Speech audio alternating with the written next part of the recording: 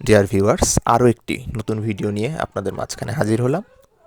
বাচ্চা সম্পর্কিত A to Z তথ্য আপনাদের মাঝখানে তুলে ধরব, তবে এটা বেশ কয়েকটা পর্ব আমি ভিডিও তৈরি করব। আজকে সর্বপ্রথম বাচ্চাকে 0 দিন থেকে 3 দিন বয়স পর্যন্ত লাইসোভিট এই মেডিসিনটা দেবেন 1 গ্রাম ওষুধ 1 লিটার পানির সাথে, এবং এগুলোকে আমি দিচ্ছিও। পরবর্তী ধাপই হলো ভ্যাকসিনেশন, যেটা আমি কালকে ভিডিও তৈরি করব। এটা আপনারা দেখে নেবেন। রানীক্ষেতের ভ্যাকসিন 6 ml পানিতে মিশিয়ে 1 ফোঁটে 1 চোখা করে দিতে হয়, আমি ওটা দেখাবো। এর পরবর্তীতে গাম্বুরো ভ্যাকসিন, এটাও কিন্তু চোখে দেওয়া যাবে এবং খাওয়ানোও যাবে।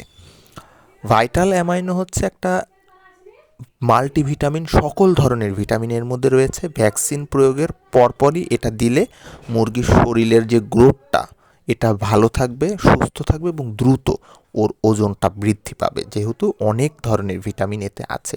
মুরগি পালনের ক্ষেত্রে ভ্যাকসিনই যথেষ্ট, আহামরি এক্সট্রা কোনো দামি দামি মেডিসিন তেমন একটা দরকার হয় না বললেই চলে।